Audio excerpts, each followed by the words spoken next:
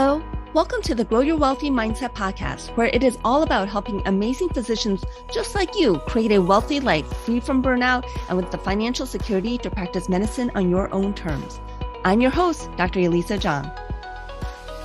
Hello, and welcome back to the Grow Your Wealthy Mindset podcast. So today I'm going to talk about a term called Arrival Fallacy, and maybe this is one you've not heard of before. Arrival fallacy is the illusion that once we obtain our goal or reach our destination, we will finally be happy. It's a term that's credited to psychologist Dr. Tal Ben-Zahir in his book, Happier, Learn the Secrets of Daily Living and Lasting Fulfillment. He writes in his book that arrival fallacy is the false belief that reaching a valued destination can sustain happiness. So I think many of us who've taken this path to becoming a physician have fallen in the trap of arrival fallacy at some time or another. I think physicians do tend to be very goal-oriented people, and throughout our lives, we probably have had many goals and have had to work very hard to reach those goals.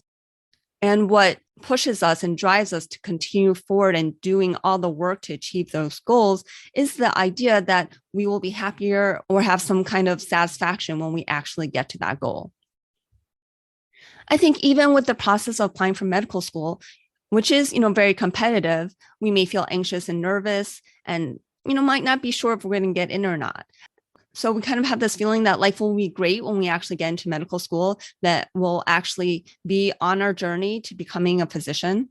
And that's the biggest hurdle. And at the time where you're in undergrad and applying for medical school, or if you decide to go to medical school later, at whatever point you're applying, that is probably the biggest hurdle to becoming a physician, is just getting into medical school. So we think things will be great when we're in medical school, that our life will be set. And I think when we actually do get into that first school, it does feel really great. Each acceptance that you get further on probably doesn't feel as great as the first acceptance, but it's also nice to have choice. If you have a dream school, I'm sure getting into that school really feels great. And that probably does really make you happy in the moment. But then you actually just get to a new baseline where you are now someone who has gone to medical school, especially if you got several acceptances, and there isn't like a sustained happiness from that, right? There's just the fact that you have met this goal and you do have that momentary happiness, but you very rapidly get back to the new baseline of, I'm a medical student, I'm going to medical school. And I'm not trying to decrease the achievement of getting to medical school, because only 7% of people who apply to medical school actually get in. It is quite an achievement. But what I'm trying to show is how with every subsequent medical school you get in, that reward probably felt a little less. So the way my medical school started was with a white coat ceremony. And it was really to honor the role that we were taking on by entering the healthcare field. And we read the Hippocratic Oath, and that's where we get our white coats. And, I remember being really proud of that. My mother actually, attended that ceremony. And I just thought that I'm going to start on this incredible journey. This was kind of the beginning of the rest of my life. But then, you get into the thick of the first 2 years of medical school. There's a lot of studying. There's a lot of physiology and biochemistry and pathology. And as first and second year medical students, we don't have a whole lot of patient interaction. In my medical school, we did do some things with patients, but most of the time it really was a lot of lectures, studying, anatomy lab. I think a lot of us medical students think about how it's going to be better when we're actually seeing patients, because that's what we think a doctor does, is really see patients. And when we get to the third year and we're actually in that hospital setting or clinic setting, seeing patients day to day, that's much closer to what we actually want to be doing. I don't know how you felt about third year medical school, but honestly, looking back, that was the worst year of my life. And the reason why was because I felt a lot of pressure to get honors in order to get into a good residency. And getting honors was actually somewhat nebulous. It was really just about impressing the attendee as fast as you can, about how smart you are. And as an MD PhD student who had spent 4 years away from medical school, I felt that I was a little out of touch from the actual medicine. I didn't necessarily remember all the facts that we learned during the first and second year that we kind of cram into our heads. And as a third year medical student, you're really kind of at the bottom of the totem pole, right? You are not supposed to be doing scut work, but that's what you kind of end up doing. And you want to be helpful. You want to be actually doing something. You can't really put in orders. If you put in orders, they have to be co-signed. And you kind of feel like that you don't necessarily belong there. At least that's how I felt. Sometimes it even seemed like I was a burden to the residents. So then, of course, I thought things will be much better when I'm an actual resident, because then I'll be an actual doctor and able to actually, sign my own orders and be called a doctor and really doing work that actually matters. And of course, as a medical student, you're thinking how great it's going to be to graduate and actually be a doctor. And, graduation day comes, and that was really a happy day. I was really happy to graduate and finally be that, doctor that for me was an 8-year journey. I mean, I technically was doctor with my PhD that I earned earlier, but when you're thinking like actual being a physician and being a doctor, then having that MD really was the big goal. And I'm not saying that it doesn't feel great to be a doctor, but then you get to residency and it's, hard work. I loved my residency program in ophthalmology. And honestly, I would say we worked probably 60 hours on average in general. So we weren't really overworked. I really loved diving into all the learning as well as seeing patients and starting to do surgical procedures. I really loved how my residency program actually had us in the operating room as a first-year resident. But I also know that I was kind of always chomping at the bit to be able to do more, especially when it came to surgery. So while overall, I definitely think I was pretty happy in my day-to-day in residency. I mean, of course, there's always ups and downs. There's always that thinking that, oh, things are going to be even better when, I'm a fellow and then finally an attending. I did my ophthalmology residency at Northwestern in Chicago, which was a great place to live for a few years, but also fairly expensive, especially coming from Cleveland, where there was a much lower cost of living. And actually, my husband stayed in Cleveland, so we actually had 2 separate households, which financially I knew was not the best decision, but I really wanted to go to what I thought was the best training program that I could get into. So I had ranked Northwestern above staying in Cleveland for residency. I had decided early on that I really wanted to do ocular plastics as a fellowship because I really just loved the variety of surgery for ocular plastics. I had done a plastics rotation as a medical student and really enjoyed suturing. And also during my intern year, spent some time with the ocular plastic surgeon, which really solidified my desire to go into ocular plastics. Unfortunately, ocular plastics is super competitive to match into for fellowship. And so then I kind of fell into some arrival fallacy again, that it'll be really great just when I get an ocular plastics fellowship. I didn't actually have that many interviews for ocular plastics, and I really stretched to try to get an ocular plastics fellowship. I actually reached out to ocular plastic fellowships in England, in the United Kingdom, as well as Australia and New Zealand. In the end, I was really lucky to get a non-ASOPers ocular plastic fellowship position at the Medical College of Wisconsin. So the Medical College of Wisconsin actually had one ASOPers fellowship, and then they had added a non-ASOPers fellow because they had so much demand for the fellow that one fellow couldn't really handle all the work. And they were in the process of applying for an official ASOPers fellowship, which they did eventually get as I was the fellow, but there were at least 2 of us fellows who, had that equivalent ASOPers training, but don't actually have the official ASOPers fellowship title. So I do remember talking to my fellow co-residents after they became attendings and asking, is it like so great to be attending? And I remember actually hearing the answer was like, yes, it's so great to finally be making, real money and be where your final destination is. But I do remember one friend that I had from medical school, and she became an attending, much sooner than I did because she didn't do the MD PhD program, and she did emergency medicine, which is a relatively shorter residency.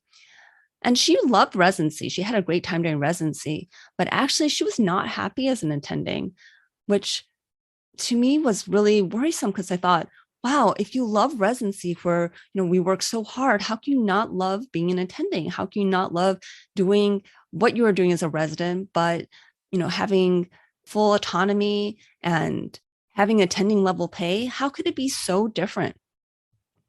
But I do think a lot of us during medical training, we look at that destination of being an attending physician, being done with all our training, making a physician's salary as that endpoint where when we get there, we'll finally be happy. And then for many of us, we actually get there.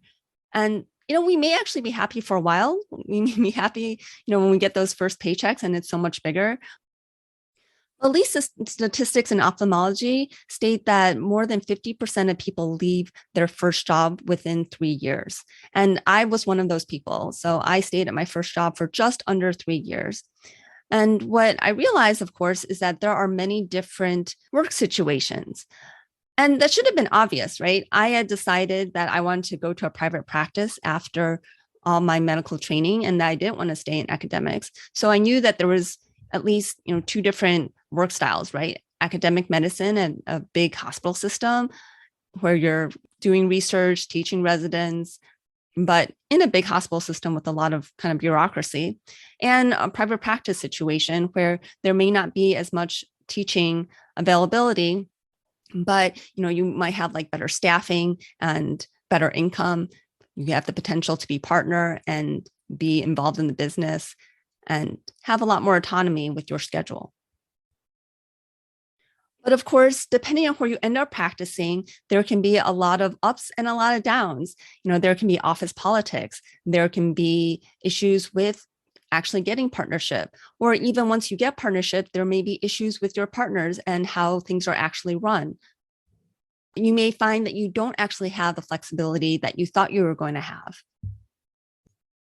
Or you may find that, being paid on production really makes you just drive to work more and see more patients. And so that you're not spending as much time with the patients and not having that personal connection that really is what enticed you to be a doctor in the first place.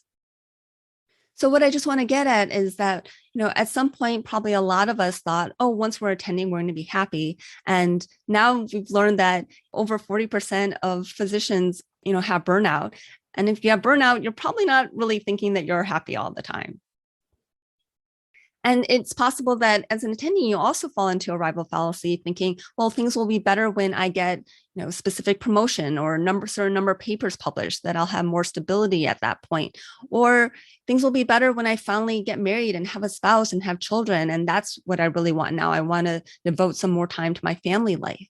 So we can keep setting new goals, and eventually we'll learn that accomplishing goals is great. And growth is certainly part of the human experience and part of Maslow's hierarchy of needs. But it's also about the journey and enjoying the journey to get there, that we don't have to keep delaying gratification anymore, that we can try to actually live our ideal life while working toward goals, while still having growth and discomfort. And we embrace that discomfort from the growth as part of the human experience. And that might be the negative side, the 50-50 of life.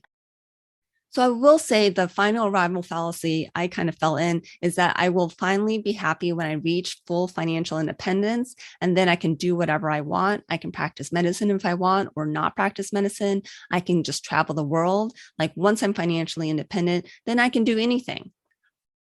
Luckily, I found coaching at that point, and that really pulled me out of that mentality of just, okay, let's just grind away right now, do whatever I need to do to get to financial independence, because then that is final happiness. And of course, I'm a proponent of everyone working out their path to achieve financial independence, because I do believe that allows you to be in a better position to negotiate whatever terms at work that you want to work.